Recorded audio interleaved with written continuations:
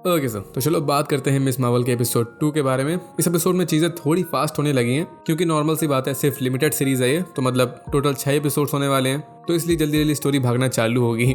But still episode 1 की तरह ही ये एपिसोड भी काफ़ी फन था। बहुत से फन इवेंट्स मिले देखने को और बहुत से फन कैरेक्टर्स भी, और इसके जोक्स और गाने तो भाई दिल ही लूट लेते हैं। पाकिस्तानी सॉन्ग्स और इंडियन सॉन्ग्स मजा आ जाता है। वैसे मुझे कास्ट में पर्सनली कमाला खान की कैरेक्टर सही लग रही है। आई मीन पहला शो है इसका, तो इस हिसाब से लड़की सही कर रही है। वेल, इस एपिसोड में अपने को कमाला से ज्यादा इसकी पावर्स पे फोकस करके दिखाया गया है और लास्ट में फिर तो अपने को काफी तगड़ा ट्विस्ट भी देखने को मिला। तो चलो सब पे बात करते हैं, बट उससे पहले आपको पता है कि क्या करना है। You know what you have to do, subscribe, like और जितने भी 3 जाम होते हैं सब कर दो यार। So let's start and you all just have to sit down, keep calm and listen to me.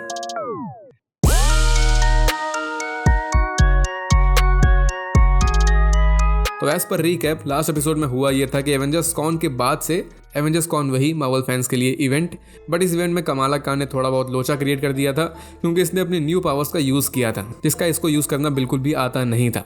तो एपिसोड एकदम यहीं से स्टार्ट होता है, एकदम नेक्स्ट डे से। तो पहले अपने को दिखाया था कि कमाला ये काफ़ी सैड होकर स्कूल आती थी क्योंकि इसकी लाइफ झंड थी। मैं बिल्कुल रिलेट कर सकता हूँ। बट अब इसके पास जो पावर्स आ चुकी होती है तो बोल सकते हो इसकी लाइफ पूरी चेंज हो चुकी होती है। तो इसी वजह से ये इतनी खुश होती है कि नाचते गाते मटकते मटकाते स्कूल आती है। इसी सीन में एक न्यू कैरेक्टर की भी एंट्री होती है, हल्की झलक देखने को मिलती है कामरान की। इसका सीरीज में बहुत बड़ा वाला रोल होने वाला है, तो इस पे आगे ही बात करेंगे। मीनवाइल यहाँ पर कमाला ब्रूनो से एंटमैन को मेंशन करती है। इसको लगता है कि उसकी पावर्स इससे मेल खाती हैं। बेसिकली ये एंटमैन के रियल लाइफ पावर्स की बात कर रही होती है क्योंकि पॉल रड जो एंटमैन का एक्टर है, ये बंदा लिविंग वैम्पायर है भाई। ससुरा एज ही नहीं करता यार। विथ ऑल रिस्पेक्ट, ये 53 का है। ये 53 कहाँ से? एनीवे, इस एंटमैन के रेफरेंस का कॉमिक से भी कनेक्शन है क्योंकि कॉमिक्स में सबको पता है कमाला की पावर्स बिल्कुल डिफरेंट थी। ये स्ट्रेचेबल थी और अपने पार्ट्स को छोटा बड़ा भी कर सकती थी। थोड़ा वियर्ड हो गया, बट ये 18 के नीचे है तो अश्लीलों वाली चीज़ें मत सोचना। वेल, कॉमिक्स में काइंड ऑफ एंटमैन की तरह ही साइड में छोटी या बड़ी हो जाया करती थी, बट यहाँ पर इसकी पूरी पावर्स को चेंज कर दिया गया है, पूरा ओरिजिन ही चेंज कर दिया। वेल, अब लास्ट नाइट इवेंट से जोई, जिसकी जान बच गई थी एवेंजर्स कॉन में, जो अपनी कमाला नहीं बचाई थी। हालांकि किसी को पता नहीं था ये चीज़ कि ये कमाला थी कॉज इसने मास्क पहन रखा था। सिर्फ ब्रूनो को और कमाला खुद को ये बात पता थी। तो याद होगा जोई की काफ़ी तगड़ी फैन फॉलोइंग थी, 80,000, मतलब ज़्यादा भी नहीं है, ठीक ठाक ही होती है फॉलोइंग। तो ये और पॉपुलर हो जाती है उस इवेंट के बाद से क्योंकि वीडियोस वायरल हो गई थी और सबने इसको बचते हुए देखा भी था। किसने बचाया था ये नहीं पता था, और ये लड़की उसका नया नामकरण तक कर देती है, नाइट लाइट बताती है उसको। ये काइंड ऑफ स्पाइडरमैन मूवमेंट की याद दिलाता है अपने को, जहाँ पर पीटर को नाइट मंकी बोला गया था। हालांकि यहाँ पर एक छोटू सा जोक मारा गया है, नाकिया ने मारा था। कमाला की गुड एंड ओनली फ्रेंड ये उस नाइट लाइट को बजट कैप्टन मार्वल बोलती है। मैं होता तो बोलता सस्ती कैप्टन मार्वल या फिर फुस्की Captain Marvel, but never mind. Now Kamala अपनी पावर्स का हल्का सा डेमो दिखाती है ब्रूनो को, जहां ये कॉस्मिक पावर से फिस्ट बनाती है। ये चीज़ काफ़ी हद तक कॉमिक से ली गई है क्योंकि वहां पर कमाला फाइट बड़े बड़े हाथों से करती थी। इसको कुछ बोला भी जाता था फिस्ट करके, मैं भूल गया हूँ, बट सीरीज में इसको थोड़ा लॉजिकली दिखाया गया है क्योंकि यहाँ कमाला अपनी बड़ी फिस्ट को उठा भी नहीं पा रही होती क्योंकि नॉर्मल सी बात है, इसके पास कॉस्मिक पावर्स आई है ना कि सुपर स्ट्रेंथ आई है। सो इसीलिए अब कमाला की ट्रेनिंग स्टार्ट होती है। ब्रूनो भी इसकी हेल्प करता है इस चीज़ के लिए, इसकी पावर्स को जानने में। एक मोबाइल गेम को देख के कमाला को आइडिया आता है कि ये फ्लोटिंग बेस बना सकती है अपनी पावर्स का यूज़ करके, और उस पर खड़ी हो सकती है और उस पर नाच गाना भी कर सकती है, जो करना चाहिए, जो काफ़ी सही आइडिया होता है। बट यहाँ पर अपने को एक काफ़ी इंटरेस्टिंग चीज़ पता चलती है जब ब्रूनो ये हीट सेंसर्स का यूज़ करता है। आई थिंक उसमें दिखता है कि कमाला के पावर्स उस बैंगल से नहीं आ रही थी बल्कि इसके अंदर से ही आ रही थी, कमाला के अंदर से। मतलब छोरी के पास पावर्स पहले से ही थी, तो हो सकता है कि यही चीज़ इसकी माई से छुपा रही हो। लास्ट टाइम उन्होंने जब बैंगल देखा था तो तुरंत इसे छीन लिया था, तो मे भी कुछ तगड़ा वाला हिडन सच हो यहाँ पर।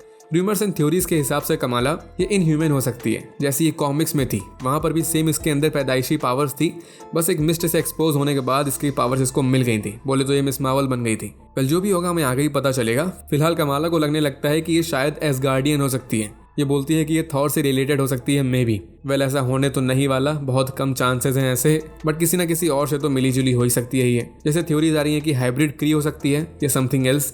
एनीवे, पायलट जैकेट पहनती है यहाँ पर, जिससे काफ़ी हद तक ये कैरल की याद दिलाती है। बोले तो अपनी ओरिजिनल वाली captain Marvel, full budget captain Marvel. खैर, यहाँ से अपने को मॉस दिखाई जाती है, बोले तो मस्जिद दिखाई जाती है। अब मैं तो इस चीज़ से बिल्कुल भी रिलेट नहीं कर पाया था, बट ऑनलाइन रिव्यूज़ पढ़ने के बाद मेरे को पता चला कि बहुत से लोग, स्पेशली मुस्लिम लोग, ये इस चीज़ से काफ़ी रिलेट कर पा रहे थे। जैसे मस्जिद के अंदर वुमेन्स का एकदम अलग कंपार्टमेंट होता है जहाँ से इनको कुछ साफ दिख भी नहीं पाता, ऐसी चीज़ें काफ़ी रिलेटेबल होती हैं। इनकी चप्पलें तक चोरी हो जाती हैं। वेल, इस चीज़ से तो मैं रिलेट कर सकता हूँ, और एक बार अगर चोरी हो गई तो दोबारा मिल जाए ऐसा तो पॉसिबल ही नहीं है। और मुझे लगा था कि यहाँ कमाला का पहला मिशन यही होगा कि चप्पल ढूंढने जाएगी, बट चलो ऐसा कुछ नहीं हुआ, लकली। वैसे ये जो पूरा सीन था मॉस्क वाला, ये टोटल कॉमिक से लिया गया है। इवन यहाँ के डायलॉग्स भी एकदम सेम कॉमिक से लिए गए। सिमिलर वे में हमें आगे दिखाया जाता है कि कमाला अपने दोस्तों के साथ जाती है जोई की पार्टी में, और यहाँ पर उस बंदे की, बोले तो कामरान की, मुंह दिखाई होती है और बॉडी दिखाई भी होती है। बैकग्राउंड में मस्त गाना बज रहा होता है, जलेबी बेबी, सबने सुना होगा। और ये पार्टी और यहाँ के पूरे डायलॉग्स भी एकदम कॉमिक से लिए गए। इवन एक बंदा कमाला को ड्रिंक ऑफर करता है ऑरेंज जूस बोल के, लेकिन उसमें वोडका मिली होती है। तो ये चीज़ भी एकदम कॉपी पेस्ट है। यहाँ से एपिसोड फोकस करता है कामरान के ऊपर। ये नया कैरेक्टर तो होता है, इवन कमाला की लाइफ के लिए भी एकदम नया कैरेक्टर होता है। सिटी में नया आया होता है, लेकिन बहुत जल्द ही ये कमाला के दिल पे राज करना स्टार्ट कर देता है। इसका अच्छा वाला कनेक्शन बन जाता है। साफ पता चल रहा होता है कि कुछ गड़बड़ जरूर है, बट भावनाओं में बहरी होती बेचारी कमाला। ये दोनों बॉलीवुड के बारे में बात करते हैं, शाहरुख खान और उसकी मूवीज को लेके बात करते हैं, बाजीगर और DDLJ, जो काफ़ी सही था। और एक लड़की जो स्पेशली SRK की फ़ैन हो, उसको अट्रैक्ट करने के लिए एकदम मस्त प्लान होता है। इसी वजह से तो बेचारी पिघल जाती है। इन दोनों को देख के ब्रूनो तो काफ़ी जल रहा होता है। इसके लिए मुझे तो काफ़ी बुरा लग रहा था, लेकिन अगर कोई बंदा पॉर्श लेके आ रहा है भाई तो रहने दे, समझ जा, तेरी वाली तो गई। यहाँ पर एक अदर मार्वल कैरेक्टर का रेफरेंस भी आता है, किंगो।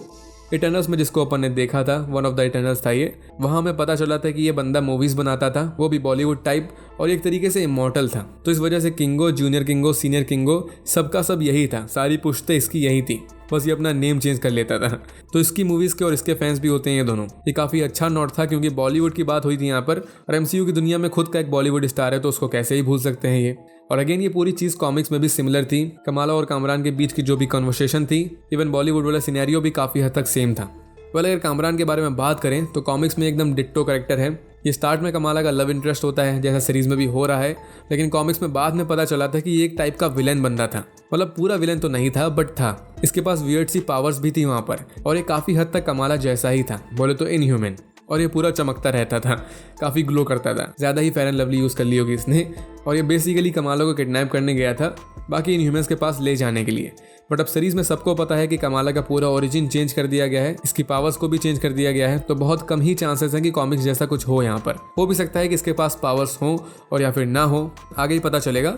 वेल, अब एक सीन में अपन देखते हैं कि कमाला की पावर्स इसके कंट्रोल से बाहर हो रही होती हैं। मतलब ना चाहते हुए भी इसकी पावर्स यूज़ हो रही होती हैं। इसकी नोज एकदम से चमकने लगती है, क्रिस्टल टाइप बनने लगती है, हाथ में भी ऐसे ही हो रहा होता है। और ये तो पक्का है कि ये बैंगल्स की वजह से ही हो रहा होगा। बैंगल की वजह से सिर्फ एक है, क्योंकि उसी से इसकी पावर्स जनरेट हुई। बट अब ऐसा क्यों हो रहा है ये तो फिलहाल पता नहीं, आगे ही पता चलेगा। कोई एरर आ रहा होगा इस बैंगल में। अपने को ब्रूनो को दिखाते हैं, तो लास्ट एपिसोड में कैलटेक प्रोग्राम के लिए अप्लाई करते हुए दिख रहा था। तो अब काउंसलर बताता है कि इसका सिलेक्शन हो चुका होता है उसमें, जो बहुत खुशी की बात तो होती है, बट इसके लिए ज़्यादा हैप्पी लग नहीं रहा होता। अपने को पता है, इसके एक्सप्रेशन देख के ही पता चल जाता है कि कमाला के लिए कुछ ना कुछ तो फील करता है, और इस प्रोग्राम के लिए इसको कैलिफोर्निया जाना पड़ेगा, बोलो तो कमाला से दूर जाना पड़ेगा। इस वजह से ये बंदा सैड होता है। और अब तो एक अमकत कामरान बीच में आ गया। कामरान कमाला को अपने साथ ले जाता है हैंग आउट करने के लिए, उसको ड्राइविंग लाइसेंस देता है, और ये बहुत बड़े रिस्क में चला रहा होता है अपनी गाड़ी। मतलब उसको चलाने के लिए देता है, क्योंकि वो लड़की इसके पोर्शे की ऐसी की तैसी कर सकती है। ये दोनों अपना टाइम स्पेंड करते हैं मस्त वाला। एक सीन में कामरान ये कमाला के हाथ में हाथ रखता है। आई गेस ये इस टाइम पे बैंगल्स चेक कर रहा होगा। अगेन बैंगल खाली एक होता है यहाँ पर, सॉरी। देन ये दोनों फिर पकड़ लिए जाते हैं अकेले टाइम स्पेंड करते हुए। कमाला का ब्रदर आमिर यहाँ पर आके इनको देख लेता है। मैं तो यही सोच रहा था अगर इसकी अम्मी यहाँ पर होती तो बेचारी की खैर नहीं होती, बट फिलहाल ये झूठ बोल देती है। कामरान को अपना कज़न बता देती है, तो इसका ब्रदर कुछ बोलता नहीं है। और यहाँ पर अपने को आमिर बोले तो कमाला के भाई के साथ इसकी फियोंसे भी दिखाई जाती है, जिसका आई गेस नॉर्मल रोल होगा थ्रू आउट द सीरीज। ज़्यादा खास तो नहीं होगा, बट नॉर्मल हो सकता है। एंड देन शाम के टाइम इसका फैमिली डिनर होता है, जहाँ पर अपने को कुछ चीज़ें पता चलती हैं फैमिली हिस्ट्री के बारे में, कमाला की नानी और परनानी के बारे में, बोले तो grand mother and great grand mother. Kamala के डैड बात कर रहे होते हैं, एंड देन फिर ये पार्टीशन के बारे में बात करते हैं। सबको पता है कि 1947 में इंडिया और पाकिस्तान के बीच में पार्टीशन हो गया था, तो उसी में कमाला की मॉम भी थी, और उनको काफ़ी प्रॉब्लम झेलनी पड़ी थी। इसकी मॉम के लिए काफ़ी सैड मोमेंट था, इसीलिए उन चीज़ों पर बात करना नहीं चाहती थी।